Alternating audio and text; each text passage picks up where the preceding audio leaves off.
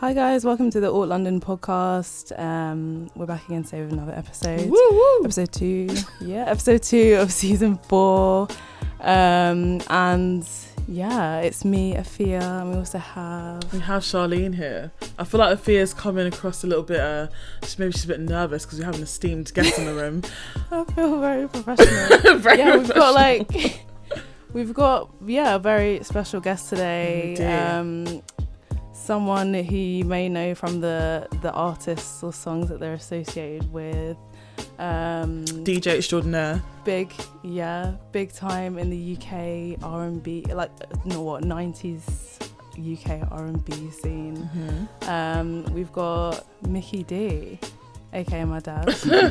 So do you want to introduce yourself? Yeah, Mickey D, former A&R executive at EMI Records and at Warner Brothers as well.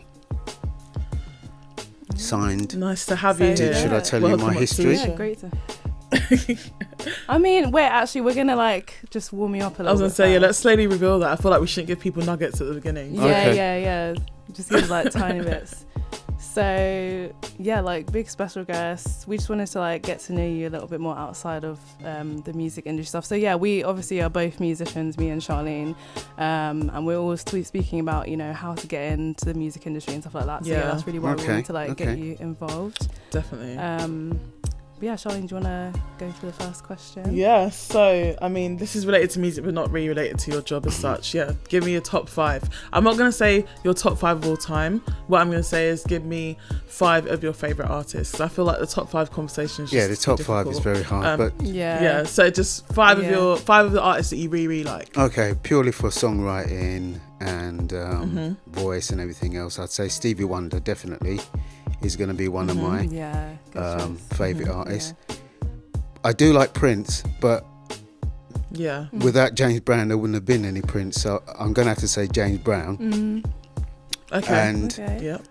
One of my favourite bands has got to be Earth, Wind & Fire because they encapsulated everything from in terms of crossing over as a band from the 70s, doing the music that they were doing to cross over on a worldwide perspective.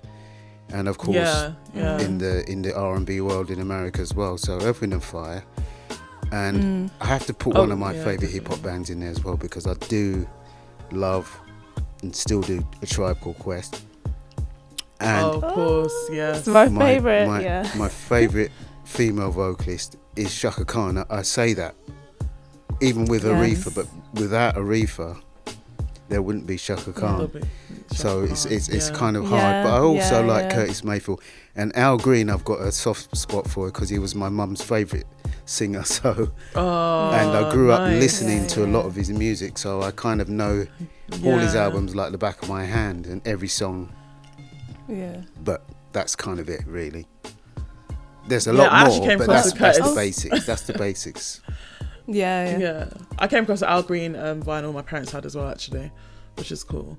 Do you have these, do you collect vinyls, or do you have I've got a massive vinyl collection. I've got a massive vinyl collection. And I haven't got rid of vinyl, but the vinyl has come back again. Vinyl is popular again. So. It is. It is. I think exactly. it's become it's in fashion. Yeah. But a lot of what you said was R&B, so that I guess lends to the question of is that sort of where you feel like your That's the basis of my music. Love. But obviously, I grew up with a lot of reggae music as well.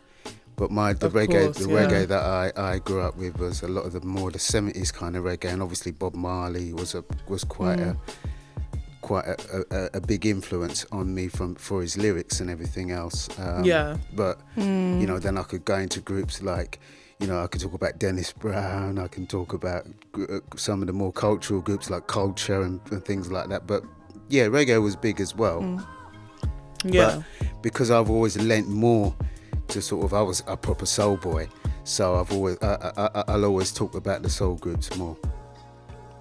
I was going to ask as well, actually, because you were lucky enough to grow up with these artists just coming about during your time, have you been lucky enough to see any of them live? Yeah, that's a good one. Yeah, I saw Prince a few times. I've seen Shaka Khan. Oh wow. Obviously, funny enough, I hadn't seen Stevie Wonder, which is a crazy one. But I hadn't. But I've seen Curtis Mayfield. I was quite lucky to see him. And Earth, Wind and Fire. Did I say that? Prince. No, you didn't say you didn't say Earth, Wind and Fire. I've seen a few times. But yeah, I've seen some of them. I remember the day that I realised that September was by Earth, Wind and Fire. I think I just heard it so many times, and I it's just a didn't massive realise, tune for them, isn't it? it? So big. That was a great It's a great day. Classic. And then exactly, and then to see like Nigel Rodgers and what he's done. So he's from Chic. Definitely. He's from Chic. Nile Rodgers, yeah. Chic and Nile Rodgers. Chic. Yeah, I mean, obviously, no, people like definitely. Nile Rodgers and producers like that, you love everything they do. But I mean, 5 artists is very difficult to cram them all in. But yeah, definitely Nile Rodgers is a favourite producer. Definitely. Oh, amazing. Okay. So with that said, how did your journey with music begin? Like, how did you know that like music was something that you'd want to like invest your time in, something that you'd want a career out of? I think my fascination with records really, and starting buying a record collection and going and seeing groups. I mean, I started going to concerts probably in the early 80s. So that's when I really kind of got into music as such and started DJing in the 80s as well. Right. But when I really sort of thought maybe the music business might be something that would be cool to do was when I worked in the Soho in a record shop called Black Market Records. Yeah. Black Market Records was at the time world renowned because all the DJs from all over the world, they would come to that shop because we were kind of came around in the time of the summer of love, like when house music kind of broke in the late 80s. We were the shop that everybody would come to, but I had a little section in the shop where I would sell hip hop and R&B, and that was my little corner in the shop. But the shop was mainly built around house music.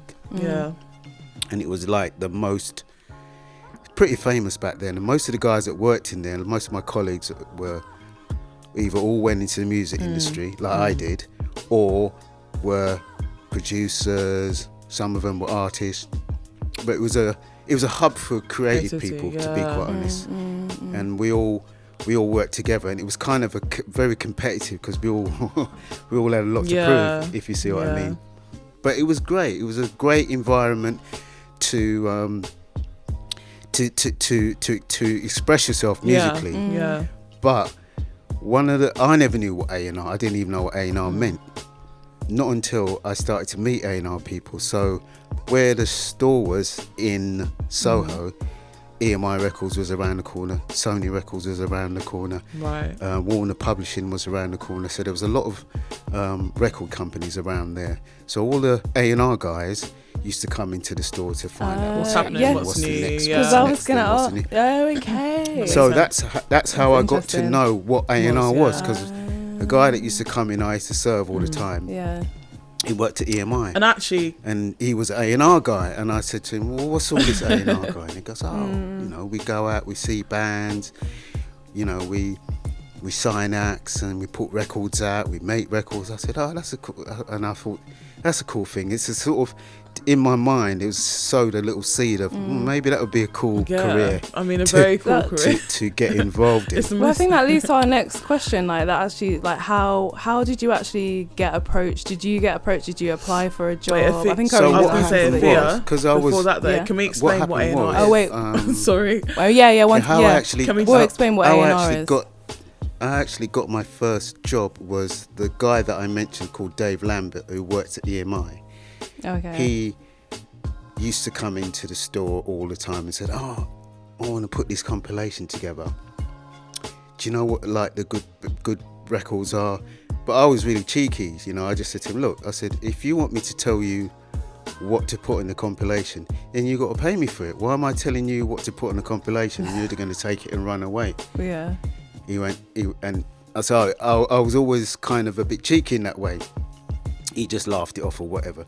A few months later, he come to me and goes, listen, my boss at EMI, Clive Black, he's looking for somebody that does, a lot more like black music, because we've got a dance store, dance department, we've got rock, pop, but there's nothing, there's no black music in there. Yeah.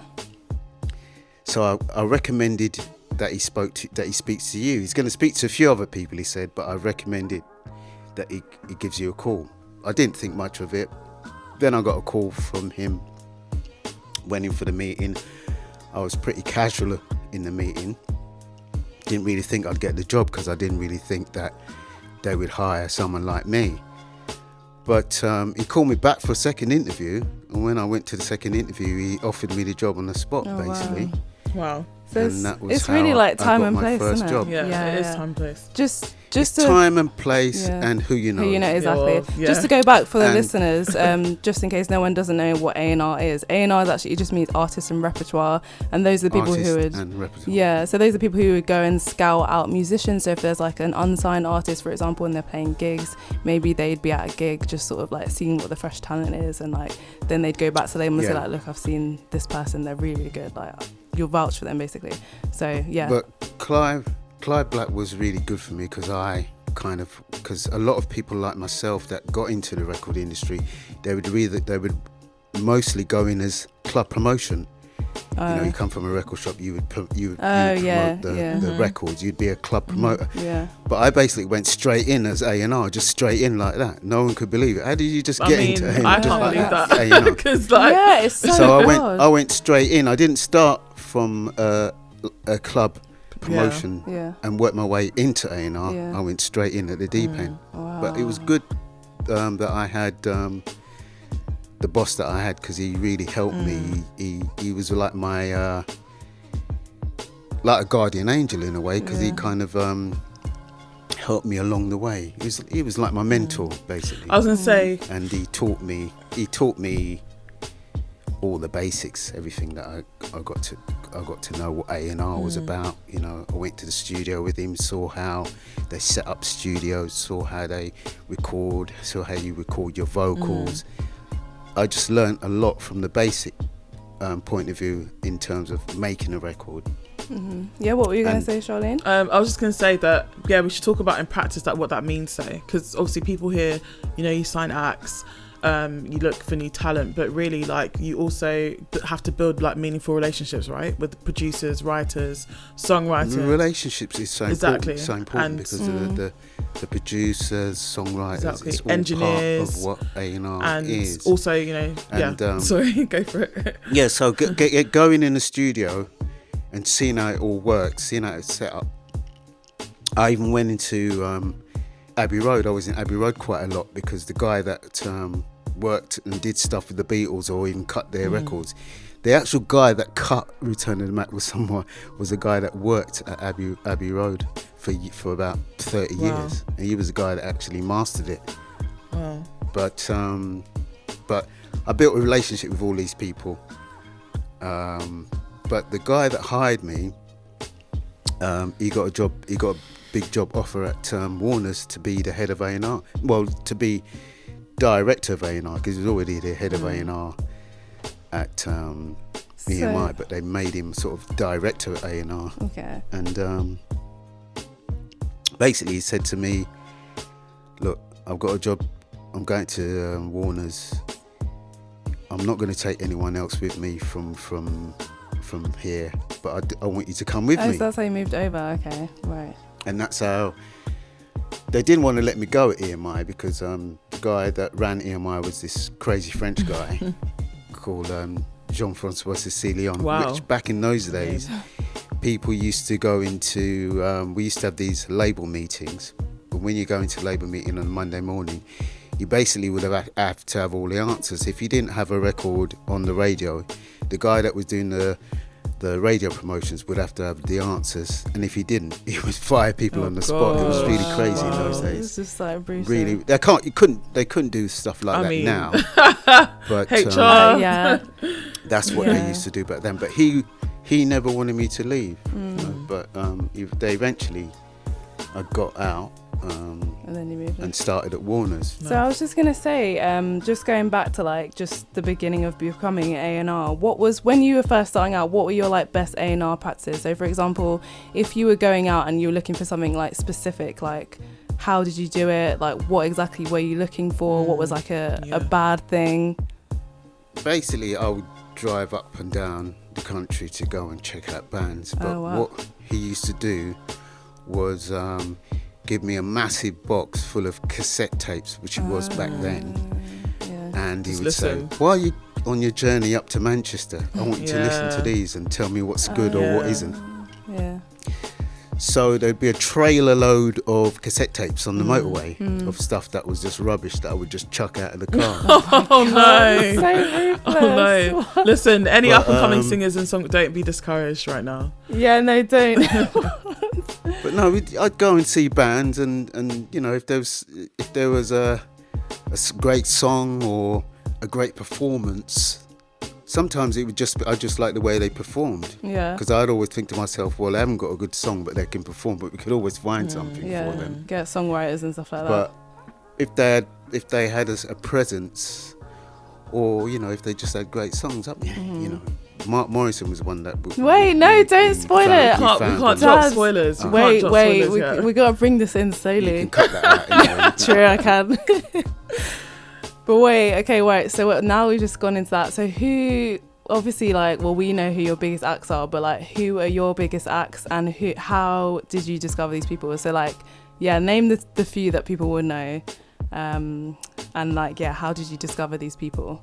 Yeah, there'd be Shola Ama, Cleopatra, Glamour Kid, Mark Morrison, Eternal in the early days. Eternal. Eternal. But.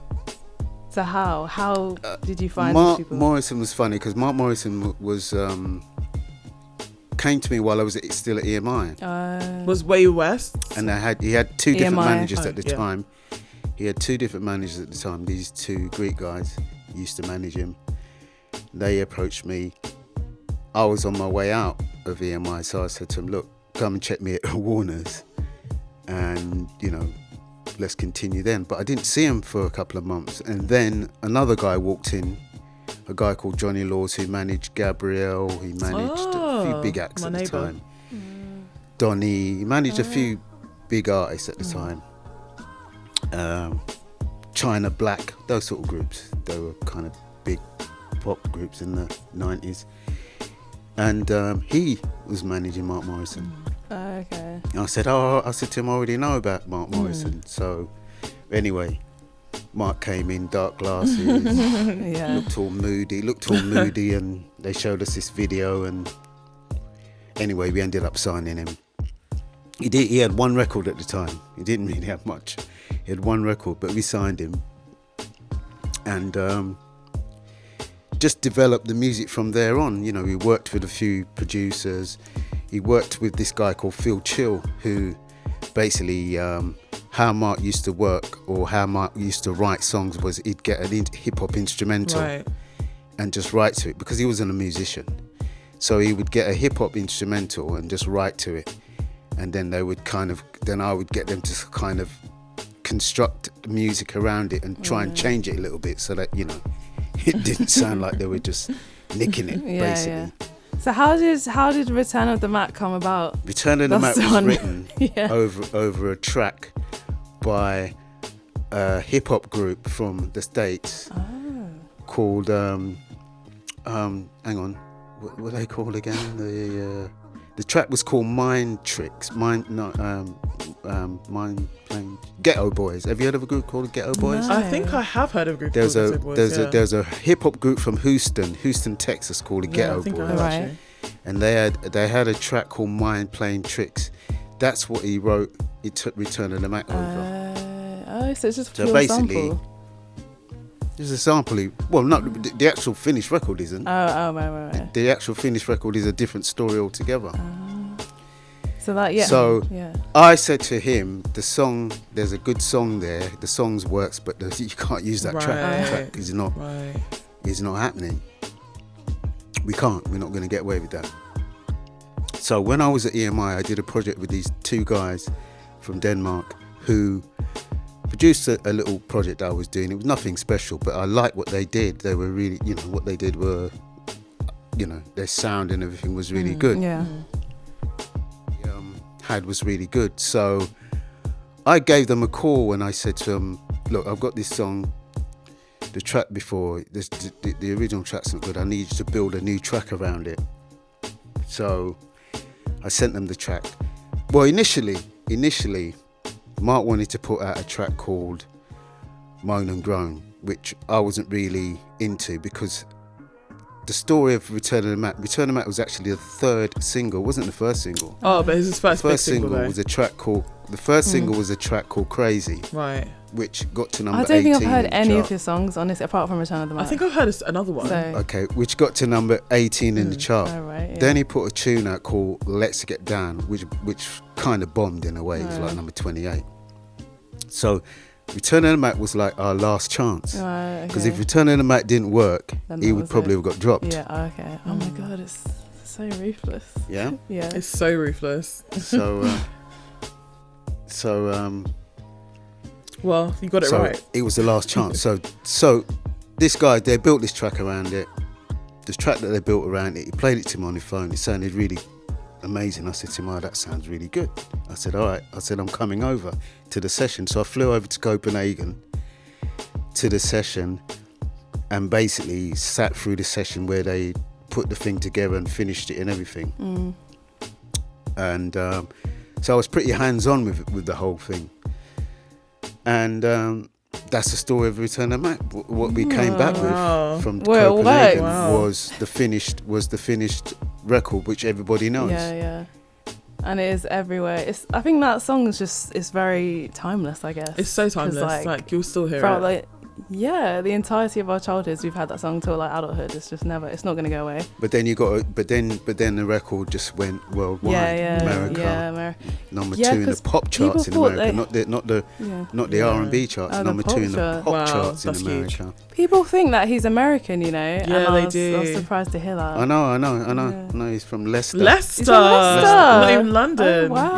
Yeah. That's crazy. Yeah, he's a Leicester boy. Leicestershire. I was gonna say, because you've told me this story as well, but I thought it was quite interesting. What is an artist that you were quite close to getting, but like they got snapped up by another record label? So yeah. The one that hurts me the most is the Sugar Babes. Oh, is it? Because I was the first person to put them in the studio. Wow. I demoed them. The manager came to me. He goes, "I've got these girls, blah blah blah." I met the parents. Because they were so young. They were only 13 at the time. Yeah. They were 13 at the time. So when I met the parents, we sat down. I said to the parents, "This is what I want to do." So I put them in the studio. We did maybe 6 tracks. And then the manager came and said, "Yeah, you're going to sign them now. You're going to sign them now." And I said to him, "Look," I said to him, "I love what we've done." I said, "But we're still in development." Because I gave him a development deal. Right. I didn't actually give him a full-blown deal. So what's the difference? Yeah, what's the difference between that and a normal? Yeah. Well, the development deal is like you do like it's like a 6-month contract. Right. Yeah, and within that 6 months it gives you a time to develop them as artists, and then after this 6 months you decide whether you're going to sign them or not. Okay. Yeah. Interesting. Yeah. But what he was doing before the 6 months came up was taking the demos that I did round to other record companies. So he took. Okay, wow. And then he came to me and said, "Mickey, London Records have said they're going to sign him for 450 grand." Oh, wow. He said, "Can you match it?" And I said to him, "Why?" I said, "You took my demos around and got a 450 grand." Wow. He goes, he said, "Look, I'm the manager. What do you expect me to do?" I said, "Okay." I said, "I'll be honest with you. I'm not going to give you 450 grand now because I don't think they're ready." And they weren't ready. They weren't ready yet. I said, "They weren't ready." I said, "I don't think they're ready yet." I said, "I want to do the deal, but I mean, I can't give you 450 grand." He goes, "Well, they're giving me it now." I said, "Well, wow. I can't do that now." Wow. I said, "They're not." I said, "I like them, but they're not ready yet." Wow. So he took the money, but they never he took the money, but they didn't put their first single out till 18 months after they got the deal. So they weren't ready. So they wasn't ready. Wow. No, they weren't ready. Yeah. They weren't ready, but he took the money. Wow. But they were successful. Yeah, they were. So Yeah. I mean, the iterations of the band have been sometimes sad. Now the original band is now called MKS or something like that. Yeah. Also, Craig David is another one. What? Oh no. That I had. That was when I was That's when I was supposed to go to Sony, transitioning to Sony. Right. And I didn't go to Sony in the end. The deal didn't happen in the end. What Sony wanted to do, the Sony had the hottest marketing guy in black music. Right. What was his name? Which was a guy called Matt Ross. Right. And then they wanted to sign the hottest A&R in black music, which was me, and combine us together at Sony and run the whole of Columbia Records. Right. Now that would have been a groundbreaking thing at the time. Yeah, because it would have been the first time that two major black executives were running a company. So I was supposed to transition to do that, and that's why I didn't sign him at Warner's, because I said to him, I'm leaving Warner's to go and do this thing. But Warner's didn't want me to leave. Obviously, they didn't want me to go. Yeah. But eventually Sony offered Warner's money to get me out of my contract. So they gave Warner's it's like a transfer sort of deal. Yeah. For me to go to Sony. Right. But the day I was supposed to sign the deal, the major guy at Sony, which is a long story, I mean, I don't even want to go into the reasons why, but he said the deal became politically impossible for him to do. Politically impossible? So the deal fell through. Wow. And but luckily enough, Warner's took me back, so wow. I went back to Warner's for a while. But it kind of undermined me from then on. Wow. But it's like taints of it. Yeah. I was gonna say that you speak about being a black man in the industry. Like, was it hard for you, especially in those times, just being at the position that you were at? Did you get like, were other white colleagues just sort of like looking down on you in a way? Like, did you feel out of place being a black guy in the industry? Like, how was it? Was it hard? See, the thing with me, I've always felt that I've always been in a minority. I'm not one of these black people that I let that sort of stuff affect me. I knew obviously I know that I'm the only black person in the building especially when I was at EMI. Warner's wasn't as bad, but EMI, there was a girl in the reception, I think, was the only black person that was in the building. So she must have been so excited to see you, can you imagine? Like, well, I even asked her if there's another black person in the building, and she said there is one guy, but he's in the basement. And there was a guy that worked in the basement. And in the basement, they had no windows in the basement. And he was the guy, he did all the compilations. He put all the Blue Note record compilations together. Wow. And that's what he did. But he was the only other black person in there. But no, it didn't used to bother me. In fact, I always looked at it as an advantage because they can't do what I can do. It's a good way to look at it. It's a good way to look at it. They always needed me. You know, the funny thing about Warner's as well, whenever they had a black artist coming, like Eric Benet or any of these people that come in, they'd want him to hum and hang with me because I'm like the only black guy. Busta Rhymes would come over and they goes, Busta. I'd be hanging with him or Jaheim or any of these Americans that come over. You know, they'd all Jaheim come. is one of my favourites. Really? Yeah, Jaheim, yeah. When Jaheim first come to the country, he was with me. We were taking him out, you know, he was ordering all champagne though. I rinsed out my expenses with him. But He's one of my favourite songs. They would always want me to, but I'll tell you a funny story though. Shola Ama was introduced to me by the manager who I knew very well, because I'll tell you the story about him. He had a band called The Influence. I was in the record shop at the time. He came to the record shop with their first single. He said to me, look, I've got this first single. I said, what do you think of it? I put the thing on the decks. It was brilliant. I said to him, give me everything, or give me all the records you got. He said, what? I said, give me all of it. Give me the boxes. So he gave me all the boxes he had. And the next day he came in and I sold every one of the records. Wow. Then I said to him, That's good. have you got any other stuff? What other stuff have you got? He gave me this tape. Really good stuff on it. But I was flying to New York about 2 weeks after. And I had a friend that worked for Atlantic Records. Now, this is before I was in A&R. Right. This is before. Wow. This is when I'm in the record shop. But I had a friend who worked in Atlantic Records in America. I went to Atlantic Records in America. The most powerful woman in the music business at the time was a black woman in the music industry at the time in America. Was called Sylvia Rhone. Sylvia Rhone was his boss.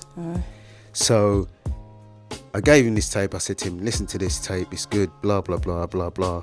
He loved it anyway. He gave it to Sylvia. Sylvia called me when I came back to to UK. She goes, oh, Mickey, you gave this thing to Jerome, but I really like to hear this band, blah, blah, blah, blah, blah. So I said, yeah. She goes, I'm coming. She goes, I'm coming to the UK. Could you hook up a meeting? I said to him, yeah, okay. I said, I can do it. Anyway, hooked up the meeting. She met them. She ended up signing them. So they signed this band that I hooked them up with. Anyway, Shola was managed by Kwame, who was in that band. So when they developed her, he came to me first, told me about her, liked it, went to the show. All the other A&R guys were there. She did a great performance. I stood still. I didn't move. I didn't even look as though I liked the music at all. I just stood still, because that was the game, innit? You can't let people know about the what A&R you're persona. Is it? But is that because you don't want other people to be like? So I stand there with my arms. Okay. I'd stand there with my arms folded and not move. Like, Yeah. And then they go, oh, what do you think? I said, it's not all that, is it? Or I'd go, it's Oh, all right. so does it put off the other guys as well? I'd go, So they're kind of yeah, like, oh. it's all right. Because I'm the hottest A&R guy, so whatever I say, they start thinking, oh, okay. Yeah. So I was on the phone the next day. And we done the deal. And that was that.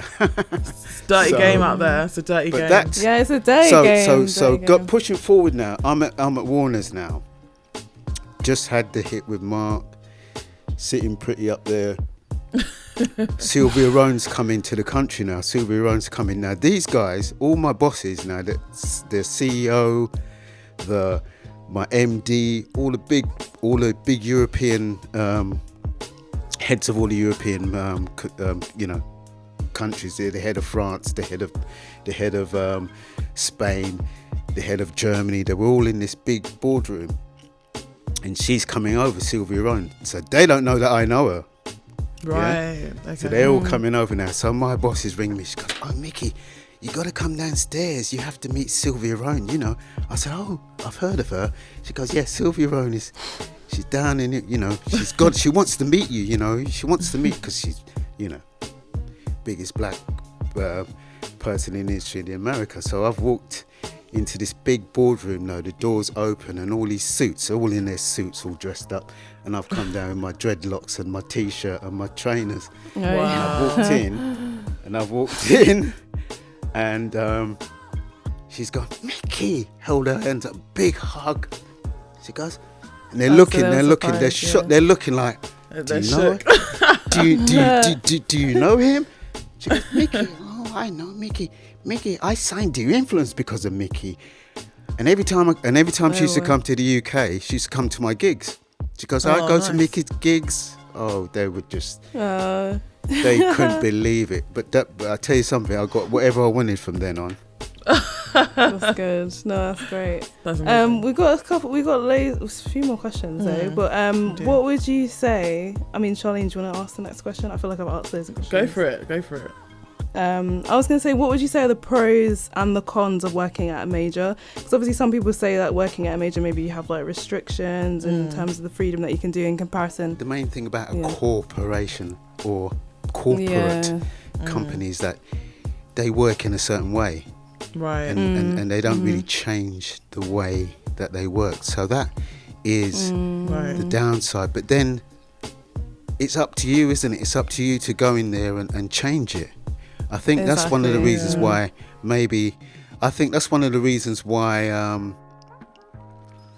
I always say my career in the music business could have been longer if I just conformed to their ways. But I was always into doing things my way, and that's how I actually managed. Because the way they used to do stuff in there, I would die if I put a record out. I would have just died. I would never have had any success at all. Oh gosh. Because the way they used to promote records, I remember when they wanted to promote my first record I was putting out, I can't remember, it was Mark. I think it was Mark. They goes, oh yeah, colour promotion girl goes, oh yeah, we go 6 weeks at club, then 2 weeks. I said, nah. She goes, what? I said, that's not how you do one of my records. I said, you're talking about you're doing that with this record, which is a Chris Rea, or this record, which is like some dance tune. It's not what you do with black music. So I changed the culture altogether. I went in there. Wow. I said to I used outside club promotion. I would promote my records for about 3 months before it even came out. Yeah. Because 6 weeks. Because 3 months before it even came out. Because when I worked in a record shop, import records would come out, and the import records wouldn't be released into the marketplace for at least 3 months before you'd see it in the charts. And I was working on that. I was working on that same basis. Right. Return of the Max, the promo of Return of the Mack came out in November, and the record wasn't released until end of March. Wow. So okay. we made it a hit on the street before it even came out to the mainstream. Yeah, and that's what usually happens even now. Well, that's what it is, because the mainstream need to know, or need to feel that the street think it's credible for them to think it's credible. Exactly. You can't just put a record out just like that. They have to know it's got some credence, and that was basically how I used to work. And that's why I think I had the success that they couldn't believe, because we were just having success one after the other. I think a lot of these other A&R guys were really jealous. I feel like you're on something as well, because right now it is so interesting, because right now the same thing, I feel like it's like it gets hot on like TikTok or something like that, or whatever is popular now beforehand, and then they release it later. A good example of that is Roddy Ricch, The Box, which is like the biggest single of 2020. Everyone was like 2020. It came out in 2019, and it's like, he was working it in 2019, but he was actually working released. He was making it cool on the street before the mainstream. But it was released in January 2020, so actually it's the biggest record of 2020. And the backs, and I don't, it's cool in that. I don't think it's the best song I've ever heard, but I love the way black music is big now. Yeah, I just think it's great. Yeah, it's through TikTok and stuff like that. Like even like Megan Thee Stallion and stuff like Savage, because Savage was just like just an off random track on her EP, and no one was really listening to it until it blew off on TikTok, and then that's when like it was just going crazy, and then obviously the Beyonce feature came, and then like it just blew up. Yeah. So yeah, like that is what people are doing with black music now, social media. I suppose the pros of working in a major record company is they got more money to spend. Well, that's the thing. Yeah, that's the thing. Yeah. But they're not going to. But all you need, though, they're not going to make. They're not going to make you creatively better. I think because the creative A&R doesn't exist anymore. Right. Not the kind of A&R that I used to do. That doesn't exist anymore. Because things come to record companies oven ready. Right. Yeah, this is it. Exactly. So that developmental side has really like diminished, I would say. Say that again. That developmental side of things, like to develop artists or acts or however you want to. But there isn't any development in record companies anymore. Well, that's the thing. Interestingly enough, it's all developed outside now. They're just giving it when it's finished and ready to go. Yeah, I think all they have to do is spend the money to market it, and that's it. Yeah. What were you going to say, Shola? I think you get 1 or 2 cases for sure. But yeah, as in general, I would agree that. Because they've given some black executives a chance. Yeah. And I think they'll be a lot more creative in what they put out. And I think they'll actually develop the artists a bit more. Yeah. Because A&R, sometimes you got to think, instead of, what they say, instead of what you think it is you've got to learn what it really is. Right. Yeah. And that takes time. And if you want a career in the music business, you got to think long term. You can't think. You can't think now, because it's not about now. Because a career in the music business changes. And there's so much to learn. You're learning all the time. A lot of people want to run before they can walk. Yeah, because the market's constantly changing, isn't it? That's the thing. You got to keep up with the market. Like, but then you have to develop as a person within a corporation as well. True. Yeah. And you know, some people. I went in a record company. I never thought I was a leader or I could lead a team of people. I never felt that I was a leader in that sense. Right. But you develop, you learn and you develop, you know. They used to put me on these management courses and stuff like that. But you develop and you learn. And you actually become a leader without knowing you're a leader. Yeah. You know. That's true. And, you know, I became senior director of A&R at Warner's with a team of people. One of my team is Adele's manager now. Oh, wow. Oh, yeah. Yeah, he's a multi-millionaire now. I heard that they made so much money last year. But you learn. I never thought anything. I didn't think I'd lead or do anything. But people sort of, I think, you also become a leader when people sort of hang on your every word, you know. Yeah. And people rely on you for that guidance. But I mean, it's development. It's a career in the music business.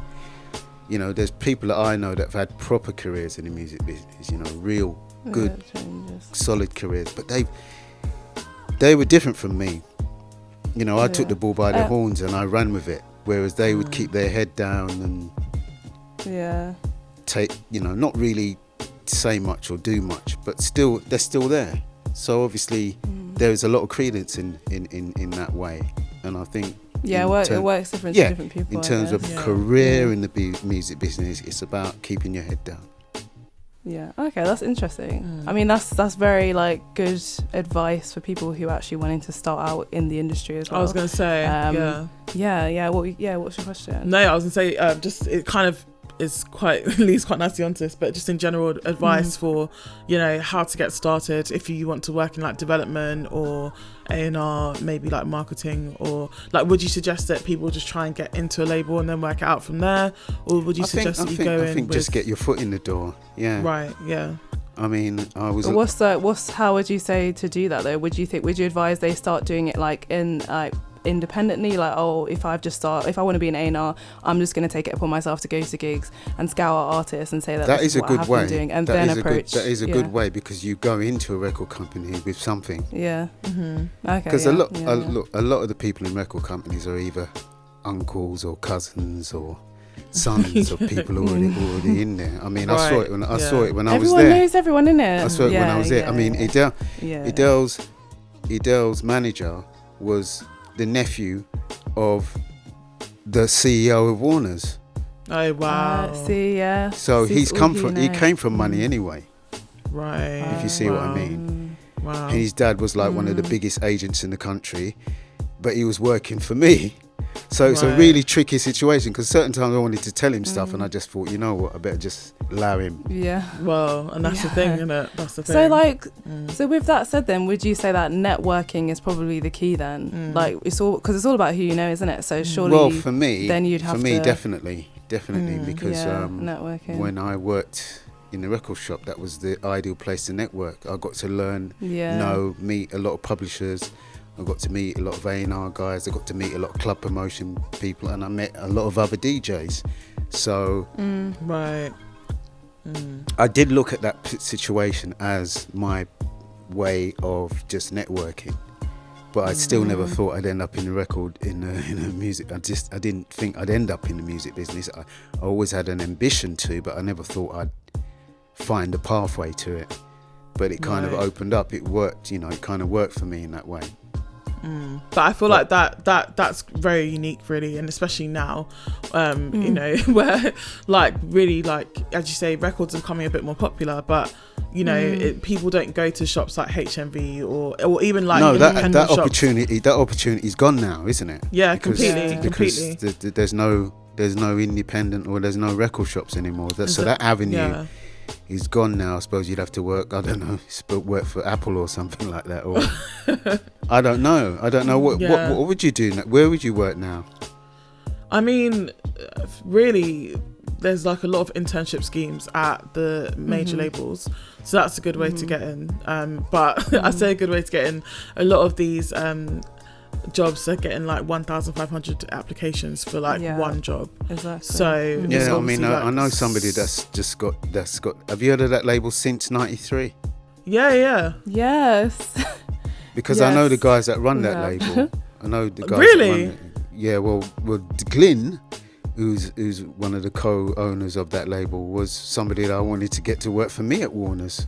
No way. I tried to get him to work for me. He was one of the people I wanted to hire to work for me when he was just like about 18 or 19 when he was young. Wow. Yeah. So, okay. And when he just got into, I think it was just before, because he was behind So Solid Crew in it and all that. Right. Of course, yeah. And I think it might have been just before he got So Solid Crew, and I think the Craig David record, what's it, Rewind and all that. He did all those tunes, yeah. But I wanted to get him in to work with me before he discovered them records. But he worked for someone else. He worked for Media Village, in fact, and they started a label, and that's how he got started, Glyn. But I think they're doing internships at the moment. It's done now. Yeah, they just had like a round. Yeah, they did. When was it? Like middle of last year? It was September. It was now. September. Is it all gone now? Yeah. Yes. Oh dear. No, like, I mean, I can speak for myself. I applied, and it was the longest application I've ever done in my life for one. And then you had to do like a video, like just a video answering questions. And then they got back to you saying, "Hi, we've had like hundreds or thousands of applicants for this one role, so it's been so difficult to choose." Yeah. And it was. And that was since '93. That was they had, so Sony had 3 internships at a time. So RCA, which I think is one you went. I think I did RCA, and then there was Since '93, and then Dream Life as well, which is a new label that's just been started. So 2 new imprints. But there's a new label at Def Jam. Def Jam. 0207 Def Jam, yeah. And then who's the other one that's got a new situation recently? There's another label that's been given a new situation. Was it Motown? Maybe. Oh yeah. But 0207 Def Jam is run by the. But they've given a few black executives a chance. Yeah, they have. Yeah, they have. Yeah. 0207 Def Jam. I just hope it's not a false. I just hope it's not a false. Hold on, Dad. Wait 1 second. What are you saying, Charlie? I was just saying 02 Def Jam is amazing because it's run by the Boateng brothers, who are both executives at Universal. That's it, the brothers, and then also at the twins. And then the other one was they were at one of them was at Atlantic, one was at Universal. That's right. And then they've also appointed like female black leads as well. So A&R director is called Shah Grant, and then there's a marketing director who's also black as well, and they've also and then they came in signing Stormzy. So I mean, they took Stormzy from Atlantic. They took Stormzy from Atlantic, and then they brought him to Def Jam. I didn't know he was on Atlantic. Yeah, he was at Atlantic, and then took, and so whichever one was at Atlantic, Alex or Alec, he brought him over to Def Jam, and it's the first signing to label. Yeah. There you go. Oh wow. But, okay, there you go. There you go. Yeah. So yeah, we've internships. Yeah, it's probably a way. That's how we go. So just to sum it up, so we would say probably like being proactive and starting your own A&R things yourself. So going to gigs and stuff like that. Then it would be networking, and then it would be the internship. So I mean, it really is a matter of luck and who you know, I guess. Who you know, yeah. Change. Yeah, exactly. But we've got a couple more questions. Charlene, do you want to take the next couple of questions? I can do. Just to round it up, yeah. So just like in terms of the industry and music scene right now, from your perspective, I think that hip hop has got like a lot clearer of a message right now. So therefore the hip hop like tracks and songs and artists are doing like really, really well. So you've got like the Baby, Lil Baby, as far as America's concerned anyway, and people like that. And even like in the UK, drill has become so big now. Obviously we just talked about Stormzy, Heady One, Mo Stack. Like hip hop for me has got a really strong message, but R&B I feel like doesn't say much. Like what do you think about that? Like what are your thoughts on that, given especially that you're an R&B head, It's funny because I think that it's the quality of the songs now, isn't it? They're not really saying much, are they? And I think that's probably the reason. But then I think the UK acts are a lot better when it comes to stuff more geared towards R&B than what they're saying. Than what they're saying in America at the moment. True. I think. I think it's all like the unsigned ones are really doing bits right now for R&B. She's not unsigned, but like she's doing really good. Ego LMA. So she's more of like a jazz. Her, yeah. She's really good, like jazz R&B really singer. good. She just won a Mobo. Yeah, I don't think she's. But I think she's independent. She's signed to John Boyega's record label, and I didn't know he had Has a label. He got a label? Yeah, I didn't know he had a label. Yeah, Okay. so he's got a label, and she's signed to that. But she's like really not. She's not that known, so I feel like that's where people are like she's saying niche though. That's the thing. So I think unfortunately, there's only so yeah. far she's gonna go. Like I think she's. I like her music too, but we have to like understand where we're at in terms of like mainstream. I don't think she's ever gonna be like mainstream like a Stormzy or even like a what's that girl called? Oh no, Georgia Smith. No, well Georgia Smith. Well, Georgia Smith's a good example. Yeah, I mean Georgia Smith is an R&B artist. Yeah. What about so someone like Mahalia? What about someone like Mahalia? Oh yeah, Mahalia. Yeah, Mahalia is like she's doing a lot. Yeah, she's getting bigger now. But don't you think the issue is that people are just not seeking out the music? Because people always complain like, oh, there's not enough R&B in the UK, but there is so much if you look for it. So I think like I know, but it's what's in front of people's issue. faces though. That's the thing. So unfortunately, like you don't have a lot of people like you or I who maybe really seek like music, right? I'm always looking for what's new. I'm always looking. There's a really incredible playlist on Spotify called Surface, and we're not doing free promotion, but it's like literally underground R&B. UK what's it? Surface. Yeah, it's the Surface. It's called Surface. Okay. It's like an official Spotify playlist, but it's literally underground, all independent UK R&B singers, and like it's so good. And there's a girl I discovered on there called Shiv, and her voice is just crazy, like her harmonies. But the point is, like, I'm really seeking to see what's new, hear what's new, hear something fresh, and a lot of people aren't. They want to just have what's in front of them, and so I think because hip hop has a bit of a clearer message, that's what they're saying. That's what people are sort of, you know, that is it, yeah. That's what people are taking to now, you know. So, but like, what do an you opportunity think? It's an opportunity now for R&B to have a little bit more of a message in it, isn't it? Yeah, I would say so. I mean, I was to say, what do you think? But who's the responsible? Yeah. Right, and what do you think they would like R&B as a movement needs to do? Because, you know, I was talking to someone in the record industry actually the other day, and they were like the biggest.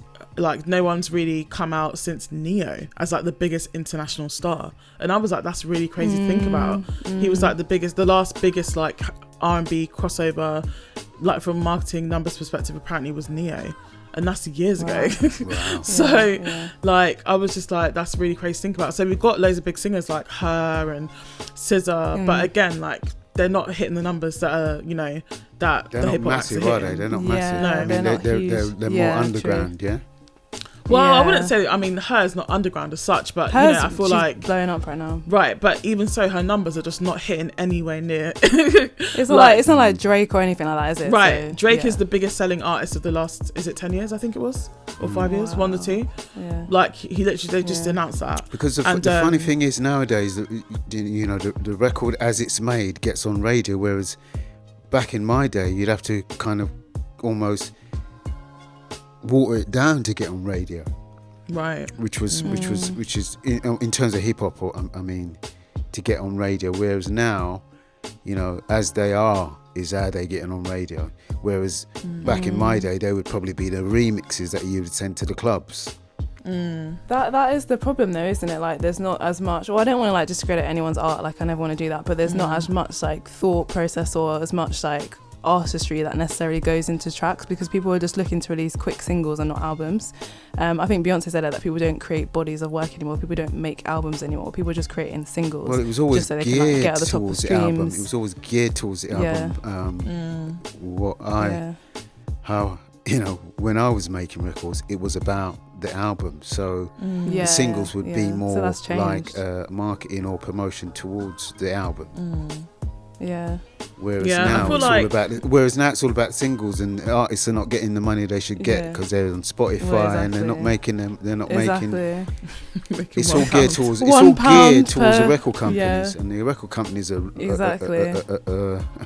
swimming in money at the moment. Literally, they have not been affected by COVID. Not at all. And I think that it's interesting though. I was going to say as well, like. In terms of the internet, obviously we know that the internet has changed the industry so much, and it's going to continue to do so. What do you like? What kind of trends are you seeing, or what do you feel like do you, like, we kind of spoke about vinyls earlier and the fact they're coming back, but you know, like, what are your thoughts about it? How's it evolved from when you were working in the industry, and you know, thoughts on that? When I started in the industry, they had vinyl, and then it disappeared to CDs, and then it disappeared to you know, downloads. It just basically the revenue just went down and down and down. Right. And people like myself were telling the record companies that they needed to take these companies a bit more serious. You know, when MP3 was coming before Apple. Yeah. Right. Because the record company should have been Apple. But, I agree. They were too slow. They weren't taking it too seriously. They were thinking that, we've got this back catalogue of body of music that's going to keep us in jobs for years and keep the money rolling in. But people were getting that stuff for free.